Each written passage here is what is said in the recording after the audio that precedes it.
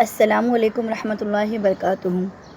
اللہ کا فضل و کرم ہمیشہ آپ کے ساتھ ہوں اور اس کے نگہبان فرشتے ہر وقت اور ہر جگہ آپ کی حفاظت کرے، آمین یا رب العالمین۔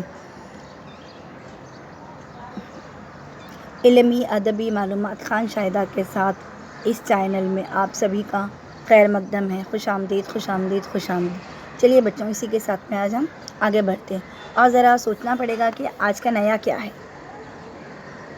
دیکھیے، میں نے پہلے ہی کہا کہ سوچئے تو ذرا آج کا ہم کیا پڑھنے والے ہیں۔ چلیے ہم چلتے ہیں، کنفیوز مت ہوئیے، کچھ اچھا ہی ہے۔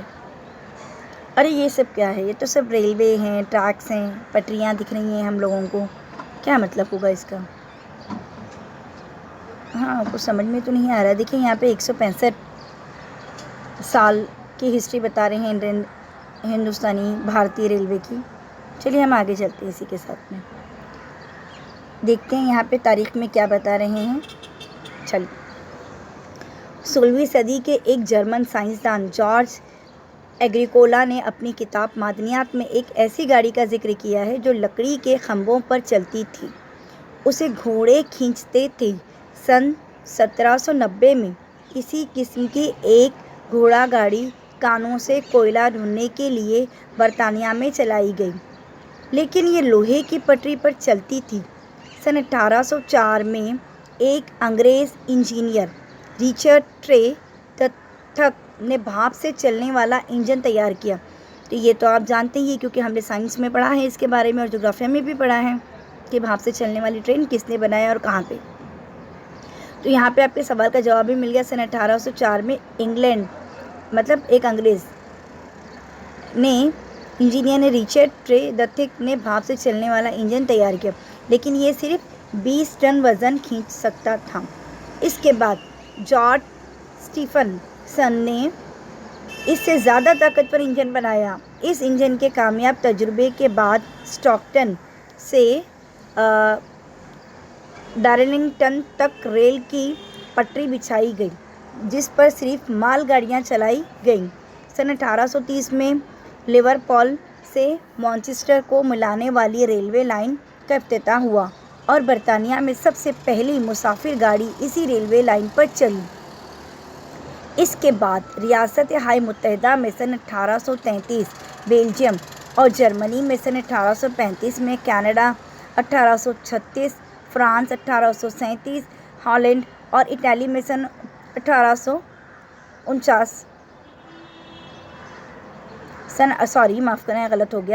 1839 میں ریل گاڑیاں چلنے لگیں۔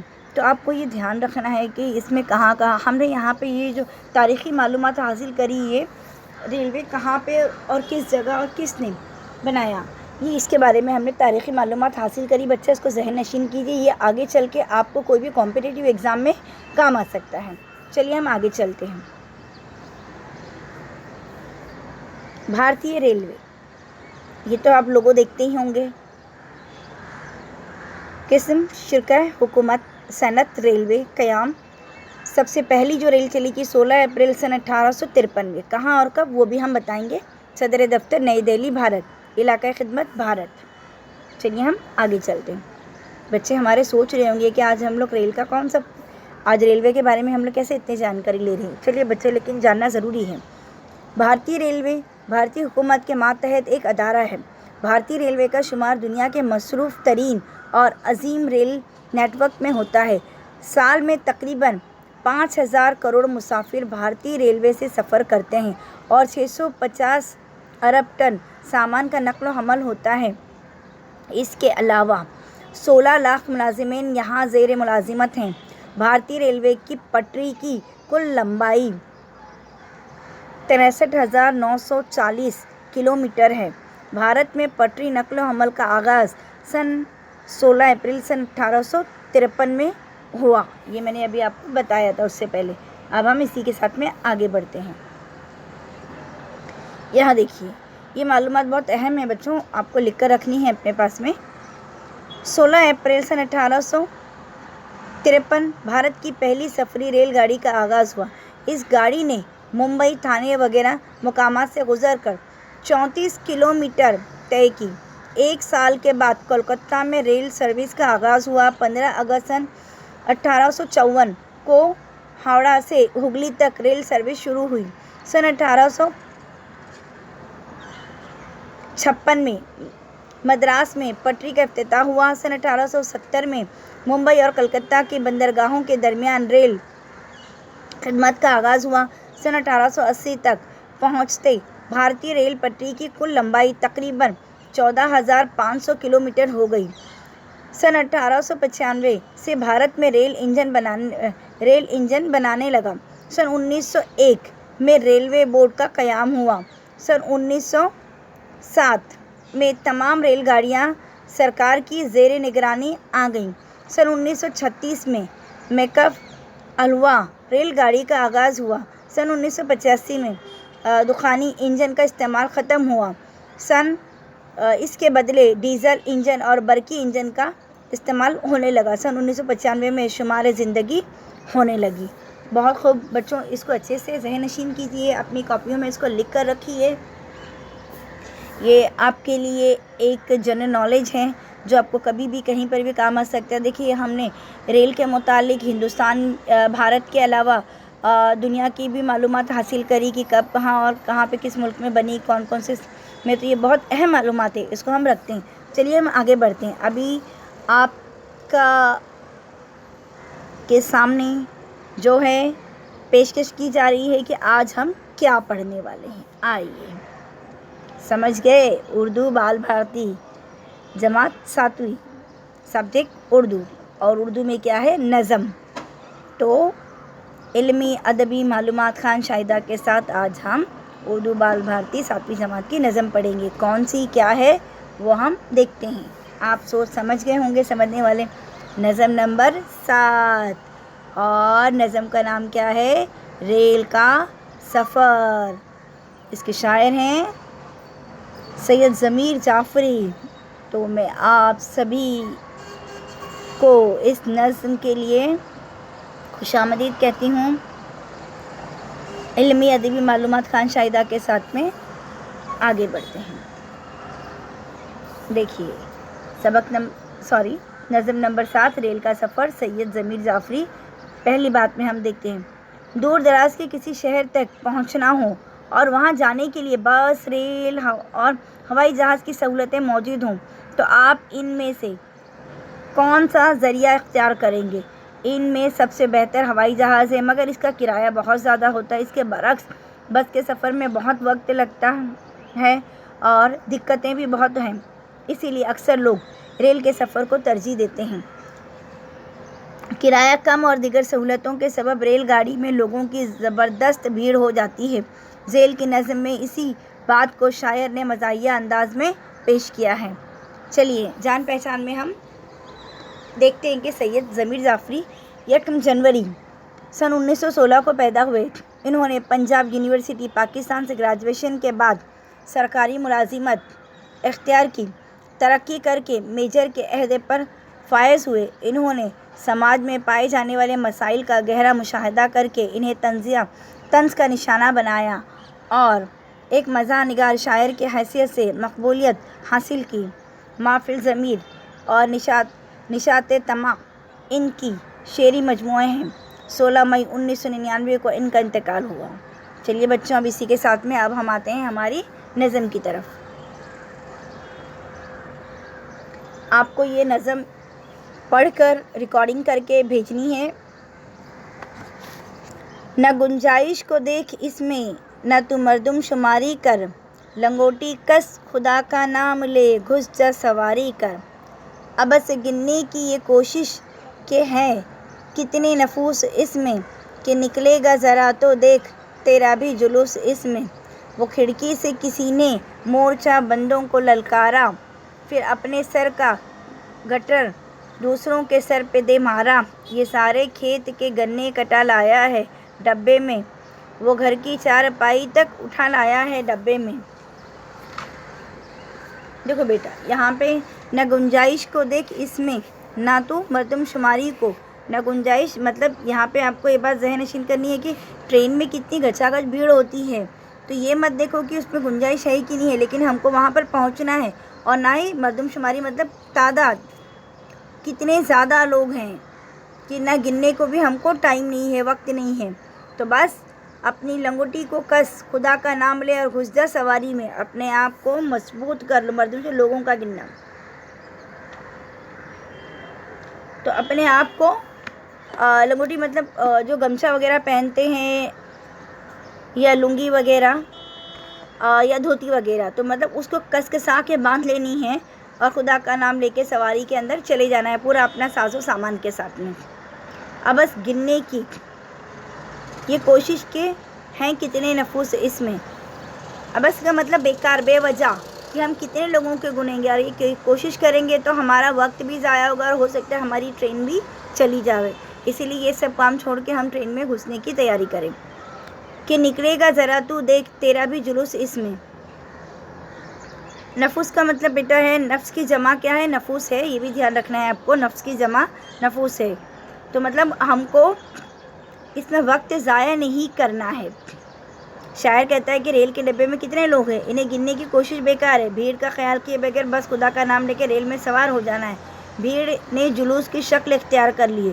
ریل میں سوار مسافروں میں سے کسی مسافر نے آپس میں لڑنے والوں کو للکارا۔ تو یہ اس طریقے کے ہمیں سب چیزیں دیکھنا پڑتی ہیں۔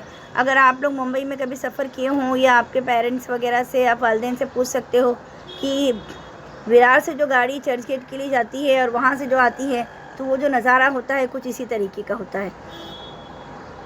اور وہ کھڑکی سے کسی نے مورچہ بندوں کو للکارا۔ اب یہاں پہ کیا کر رہے ہیں؟ ریل میں سوار مسافروں میں سے کسی مسافر آپس میں لڑنے والوں کو للکارا، تو کسی نے اپنا بوجھ دوسرے مسافر کے سر پر دے مارا۔ تو مطلب ایک دوسرے کو کیا کرتے ہیں؟ دھکم دھکے دیتے ہیں اور اپنا سامان اٹھا کے وہاں ڈال دیتے ہیں، اس طریقے سے تھے۔ پھر اپنے سر کا گٹرا دوسروں کے سر پہ دے مارا، وہی جو میں نے بتایا، سامان اٹھا کے ایک دوسرے کے سر پر ڈال دیا۔ یہ سارے کھیت کے گنے کٹا لایا ہے ڈبے میں، وہ گھر کی چارپائی تک اٹھائے لایا ہے ڈبے میں۔ آپ یہاں پر دیکھیں گے ایک تصویر میں یہ دکھایا ہے کہ ریل کے ڈبے ہیں لیکن گنا بھی لے جا رہے ہیں، چارپائی بھی اٹھا کے لے آئے ہیں، سامان بھی پورا گھر کا اٹھا کے لے آئے ہیں۔ تو مطلب کچھ سمجھ ہی نہیں آ رہا ہے کہ یہ ریل گاڑی ہے کہ گھر ہے۔ مسافر ریل کے ڈبے میں عجیب و غریب چیزیں مثلاً چارپائی، گنے، سرائی، گھڑا وغیرہ سامان لے کر داخل ہو گئے۔ مزید منظر کشی کرتے ہیں۔ شاعر کہتا ہے کہ اپنی رضائی میں اس طرح دبک کر بیٹھا ہے جیسے اسے وہیں سے دبا دیا گیا ہو۔ چلیے اب آگے بڑھتے ہیں۔ وہ ایک رسی میں پورا لشکر باندھ لائے ہیں، یہ بستر میں ہزاروں تیر و نشتر باندھ لائے ہیں۔ سراہی سے گھڑا، روٹی سے دسترخوان لڑتا ہے، مسافر خود نہیں لڑتا مگر سامان لڑتا ہے۔ وہ حضرت جو عوام الناس میں گھل مل کے بیٹھے ہیں، رضائی میں وہ یوں بیٹھے ہیں گویا سل کے بیٹھے ہیں۔ وہ آ پہنچا، کوئی چمٹا بجا کر مانگنے والا، بہت مقبول ہے لوگوں میں گا کر مانگنے والا۔ آشنائی ہوتی جاتی ہے،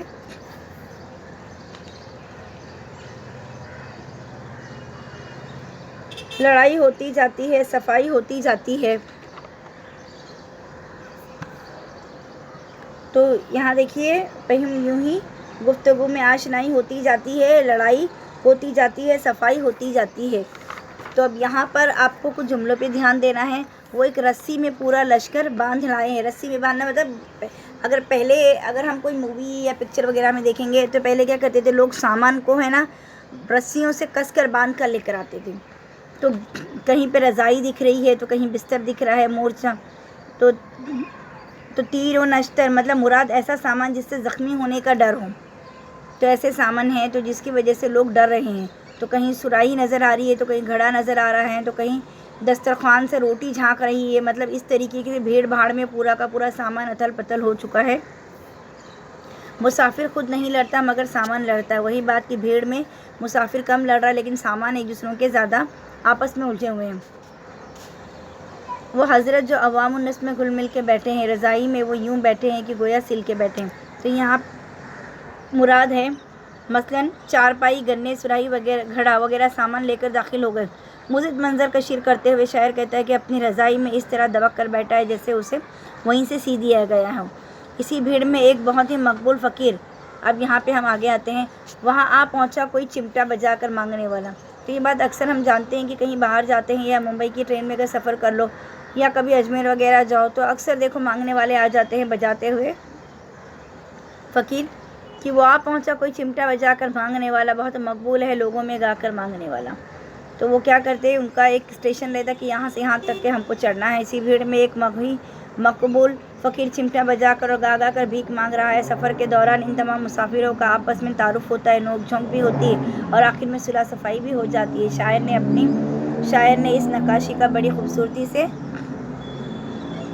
نقشہ کھینچا ہے کہ کتنا بھی الجھ جائیں آپس میں، لیکن بعد میں کہیں نہ کہیں جا کر ہم مل جاتے ہیں ایک دوسرے سے اور صلح کر لیتے ہیں، کہ ریل کے سفر میں تھوڑی تو میں ہو جاتی ہے لیکن بعد میں سب آپس میں مل جل کر اپنے گھر کو سدھار جاتے ہیں۔ تو یہ بہت ہی اچھا طنزیہ اور بہت ہی عمدہ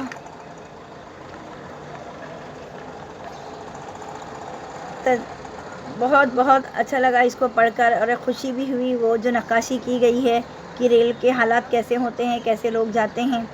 تو یہ بہت مزاحیہ قسم کا تھا، بہت اچھا لگا، تو آپ بھی پڑھیے اور ہمیں بھی سنائیے۔ چلیے اب ہم آگے بڑھتے ہیں اس کے خلاصے کی اور۔ نظم کا خلاصہ، اس میں دیکھیے بچوں، اس نظم میں شاعر ایک مسافر سے مخاطب ہوئے اسے ریل کے سفر سے متعلق ہدایت دیتے ہوئے ریل کے عجیب و غریب حالات پر طنزیہ انداز میں تبصرہ کر رہا ہے۔ شاعر کہتا ہے کہ ریل کے ڈبے میں کتنے لوگ ہیں، انہیں گننے کی کوشش بیکار ہے۔ بھیڑ کا خیال کیے بغیر بس خدا کا نام لے کر ریل میں سوار ہو جانا چاہیے۔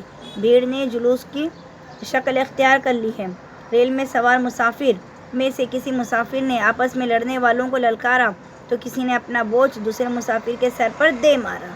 مسافر ریل کے ڈبے میں عجیب و غریب چیزیں مثلاً چارپائی، گنے، سراہی، گھڑا وغیرہ سامان لے کر داخل ہو گئے ہیں۔ مزید منظر کشی کرتے ہوئے شاعر کہتا ہے کہ کوئی اپنی رضائی میں اس طرح دبک کر بیٹھا ہے جیسے اسے وہیں سے سی دیا گیا ہو۔ اسی بھیڑ میں ایک بہت ہی مقبول فقیر چمٹا بجا کر اور گا کر بھیک مانگ رہا ہے۔ سفر کے دوران ان تمام مسافروں کا آپس میں تعارف ہوتا ہے، نوک جھونک بھی ہوتی ہے اور آخر میں صلح صفائی بھی ہو جاتی ہے۔ شاعر نے اسی کا نقشہ بڑی خوبصورتی سے کھینچا ہے۔ بچوں یہ خلاصہ آپ لوگ لکھ لیجئے اور یاد کریے، اور اس میں آئے ہوئے مشکل الفاظ اپنی کاپی میں لکھیے اور ہمیں بتائیے، اور معنی و اشارات اسی کے نیچے ہیں، اس کو دیکھیے۔ مردم شماری مطلب لوگوں کا گننا، ہر 10 سال میں ایک مرتبہ مردم شماری ہوتی ہے جس کو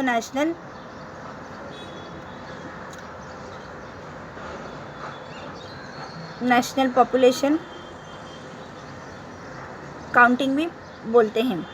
اب یہاں بھی دیکھیے، ابس بیکار بے وجہ نفس کی جمع، لوگ مورچہ بند لڑائی کے لیے تیار لوگ، یہ محاورے میں بھی آ جاتا ہے۔ مورچہ بند میں تیر و نشتر یہ بھی محاورے میں آتا ہے۔ مراد ایسا سامان جس سے زخمی ہونے کا ڈر ہو۔ وہی آپس میں آشنائی، جان پہچان، عوام الناس عام لوگ، اس کو اچھے سے یاد کریے۔ ختم شد علمی ادب معلومات خان شاہدہ کے ساتھ بہت شکریہ آپ کا۔ آپ لوگوں نے اس ویڈیو کو دیکھا، سمجھا، اور کچھ اس میں غلطی ہو گئی ہو تو اس کے لیے میں معافی چاہوں گی اور گزارش کروں گی کہ اس کو سمجھیے۔ اگر کچھ نہیں سمجھ میں آتا ہے، میرا کانٹیکٹ نمبر ہے، آپ مجھ سے رابطہ کیجیے، اور جو بچے میرے اسکول کے ہیں وہ مجھ سے رابطہ کر سکتے ہیں اور پوچھ سکتے ہیں، لیکن جو میں نے بتایا ہوم ورک کیا اس کو اپنے کاپی میں لکھیے اردو کی اور مجھے بتائیے۔ چلیے اللہ حافظ، جزاک اللہ۔